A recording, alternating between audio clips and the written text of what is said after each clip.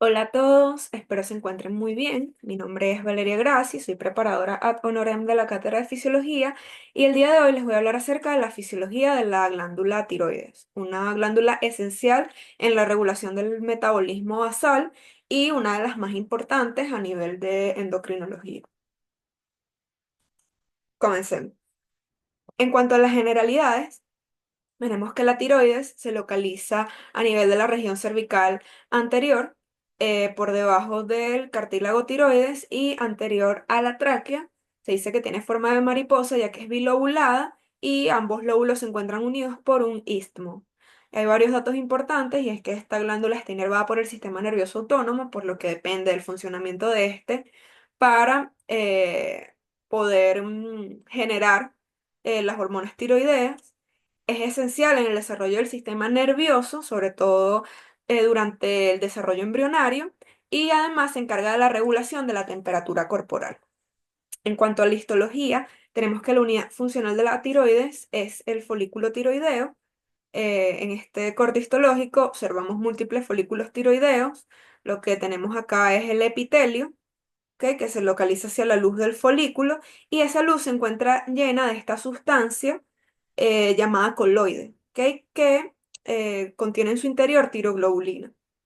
Y hay que tomar en cuenta también que la glándula tiroides no solo produce hormonas tiroideas, sino que también es capaz de producir calcitonina gracias a las células parafoliculares que se encuentran intercaladas entre los folículos. La calcitonina es una hormona esencial en la regulación del metabolismo del calcio, algo que verán en la clase respectiva, pero bueno, tienen que tomar en cuenta que no solo produce hormonas tiroideas. En cuanto a la estructura de las hormonas tiroideas, tenemos que el aminoácido precursor es la tirosina. Este aminoácido es capaz de atravesar las membranas biológicas y unirse a un receptor, pero ese receptor es intracelular, ¿ok? No es un receptor de membrana. Ojo con eso.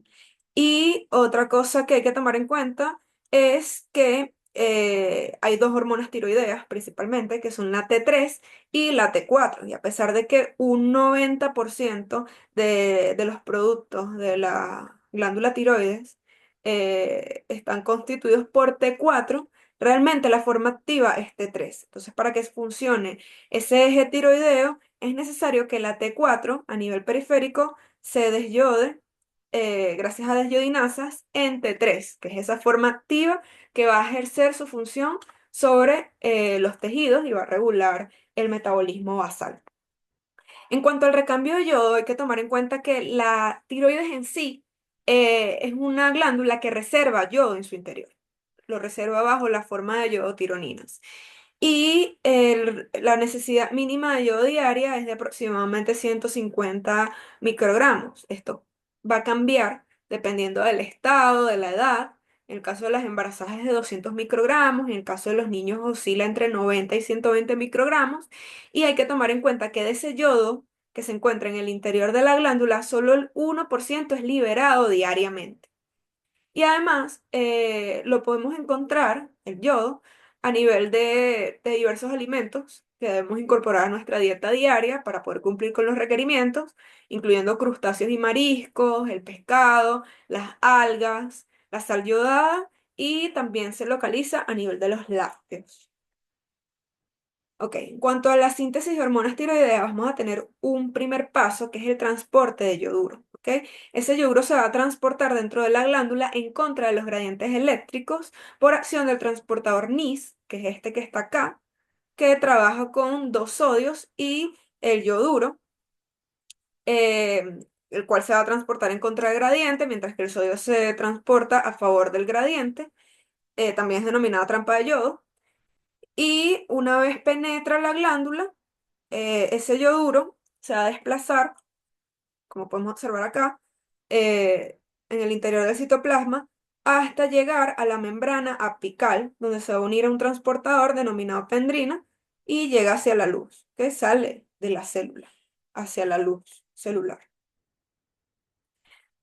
A su vez, a nivel del retículo endoplasmático rugoso, vamos a tener que, mediante el aminoácido precursor que ya les mencioné, que es la tirosina, se va a producir el precursor de tiroglobulina, el cual va a ser empaquetado en el aparato de Golgi y en esas vesículas se va a permitir la exocitosis de la tiroglobulina. ¿Ok? Va a ser liberada la tiroglobulina hacia la luz del folículo tiroideo y simultáneamente ocurre la oxidación del yoduro a yodo. ¿Ok? El paso que observamos acá. Ocurrió esa exocitosis de tiroglobulina, el yoduro se unió a yodo y ocurre el proceso de yodación. ¿Ok? Entonces la tiroglobulina se une al yodo y van a formar monoyodotirosina y diyodotirosina. Si tenemos la unión de dos diyodtirosinas a través de su acoplamiento, se forma T4 o tetrayodotironina. Si se une una diyodotirosina y una monoyodotirosina, vamos a tener la formación de triyodotironina o T3, o también puede haber triyodotironina o T3 inversa, que bueno, eso va a depender de las enzimas que catalicen la reacción, lo veremos más adelante. Es importante destacar que todos estos procesos que mencioné, la oxidación, eh, el acoplamiento, la exocitosis, la síntesis en general, ocurre gracias a esta enzima que es la TPO o peroxidasa tiroidea. Esto siempre es pregunta de examen. Ok, una vez entendemos la síntesis, podemos abordar la secreción, que sería el paso 6. Esa tiroglobulina yodada se va a almacenar a nivel de la luz del coloide, ¿ok? Y la megalina, que es este transportador que observamos de color verde, va a permitir la entrada de esas hormonas tiroideas al interior de la célula y dependiendo de los requerimientos, estas van a viajar en el interior de la célula y van a ser absorbidas a nivel de los vasos sanguíneos que se localizan en la membrana basal. En cuanto al transporte, primero hay que tener algo muy en claro y es que T3 y T4 van a circular en la sangre unidas a proteínas. Solo un pequeño porcentaje, del 0,03 al 0,3% de hormonas tiroideas van a viajar de forma libre. Entonces es necesario que tengamos presencia de estas proteínas transportadoras para que haya una función tiroidea normal. Y estas moléculas transportadoras son la globulina fijadora de tiroxina, que es la que tiene mayor afinidad por las hormonas tiroideas, es de síntesis hepática, un mayor reservorio de T4 en el cuerpo, es el mecanismo exclusivo de T4, y amortigua los cambios a niveles hormonales. ¿Ok? Es muy importante destacar que si caen los niveles de hormona, el transportador va a liberar esta hormona de forma paulatina. Y es la proteína transportadora que se encuentra en mayor proporción y que fija mayor cantidad de hormona tiroidea. También tenemos la transtiretina y la albúmina. Es importante que lean este cuadro y lo interpreten ya que estas proteínas transportadoras son sumamente importantes en el metabolismo.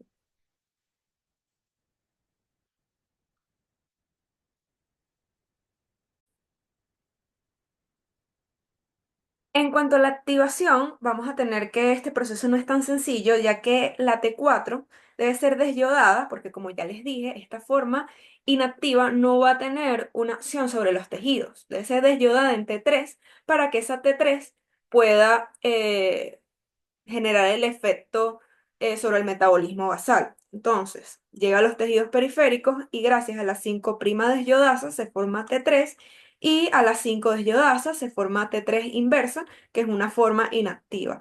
Ojo con esto, esto es pregunta de examen. 5' desyodasa forma T3 y 5 desyodasa forma la T3 inversa. ¿Ok? Entonces vamos a tener a la desyodasa 1 o desyodinasa 1 que se expresa en tiroides, en el hígado y en los riñones, que tiene una baja afinidad por T4, pero una alta capacidad, y su función es la síntesis de T3 en tejidos con baja cantidad de desyodasa, es decir, tejidos que se localizan a distancia de la tiroides. Mientras que la D2 o desyodinasa 2 se localiza a nivel de hipófisis, de cerebro, también en la grasa parda y en las fibras musculares, y a diferencia de la D1, esta tiene alta afinidad. Aunque haya niveles bajos de esta, hay hormonas tiroideas, aunque haya bajos niveles de hormonas tiroideas, perdón, hay alta afinidad por D2. Y en cuanto a la función, esta va a aumentar los niveles de T3 localmente. ¿Ok? Esta los aumenta a nivel periférico, mientras que esta a nivel local.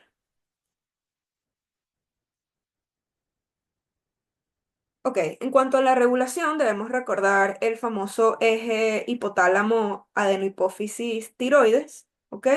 Tomando en cuenta que el hipotálamo anterior va a producir TRH u hormona liberadora de tirotropina, la cual es captada por la adenohipófisis, la cual es productora de TSH, que es la que va a tener efecto directo sobre la glándula tiroides. Entonces, TRH producida por el hipotálamo en el núcleo ventral posterolateral, es de secreción pulsátil y por supuesto va a actuar sobre la adenohipófisis para aumentar la secreción de TSH.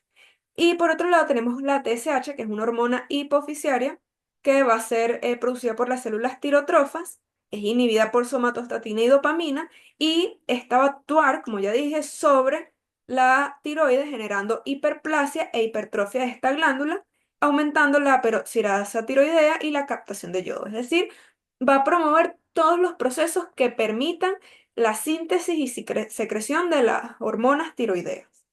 Esto es muy importante.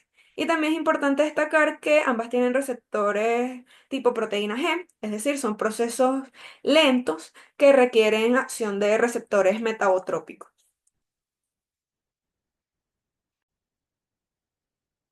La TSH va a actuar sobre las células foliculares, produciendo un aumento de calcio, un aumento de fosfoinosítidos y un aumento de AMP cíclico, lo que a su vez va a aumentar la actividad celular.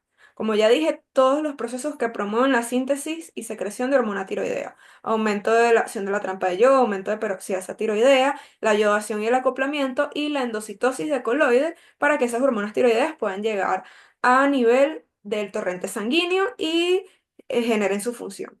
Y también aumenta la actividad nuclear, aumentando el ADN, el ARN, las proteínas, genera hiperplasia e hipertrofia y también aumenta el número de los folículos. Como ya dije, todos los procesos que promueven la síntesis de hormonas tiroideas. En cuanto a la regulación, vamos a tener que las hormonas tiroideas libres son las que participan en la retroalimentación negativa y en realidad la T3 es quien ejerce esa retroalimentación negativa, para lo cual la T4 siempre debe ser desyodada en T3. Entonces, si aumentan los niveles de T4, vamos a tener que esta debe ser desyodada para producir eh, T3 inversa o RT3, que es la forma inactiva.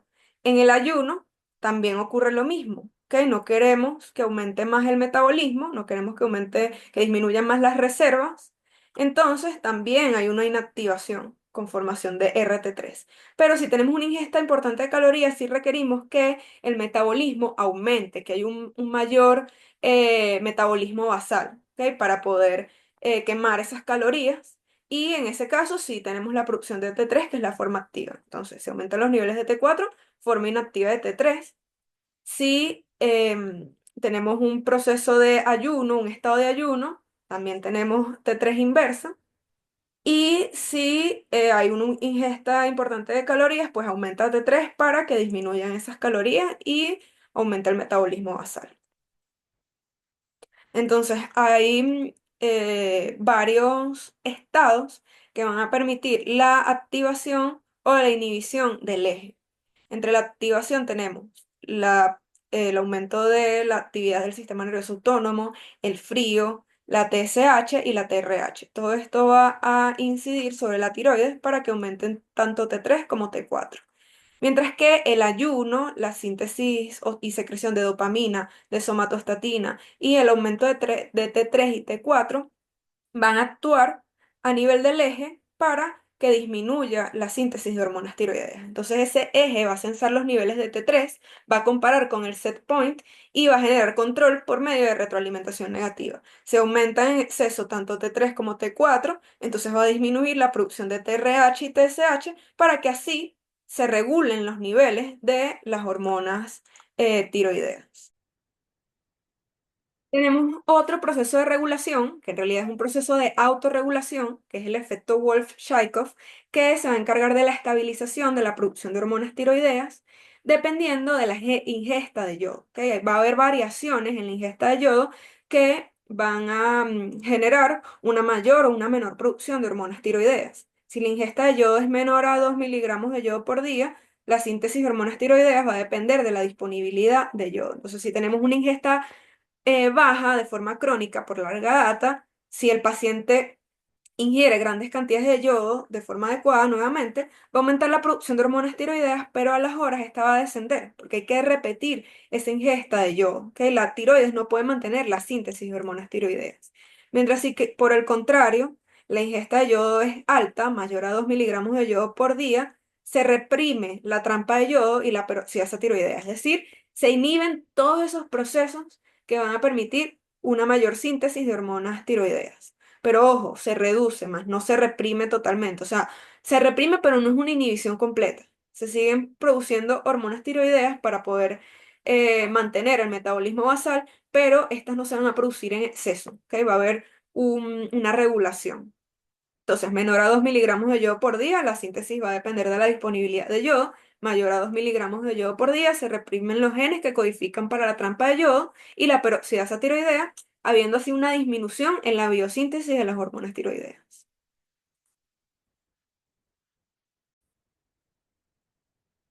En esta segunda parte de la preparaduría vamos a ver los efectos de las hormonas tiroideas sobre los distintos órganos, tejidos y sistemas. Son múltiples efectos. Comenzando con el mecanismo de acción, hay que tomar en cuenta que el receptor de hormonas tiroideas es un receptor intranuclear que se encuentra acoplado directamente al ADN, como podemos observar en esta imagen, evitando que las enzimas de transcripción nuclear actúen. Entonces vamos a tener que la T4 ingresa al interior de la célula y a través de la 5' desyodasa forma T3, que es la que va a ingresar al núcleo celular y se va a unir al receptor, desacoplándolo del ADN.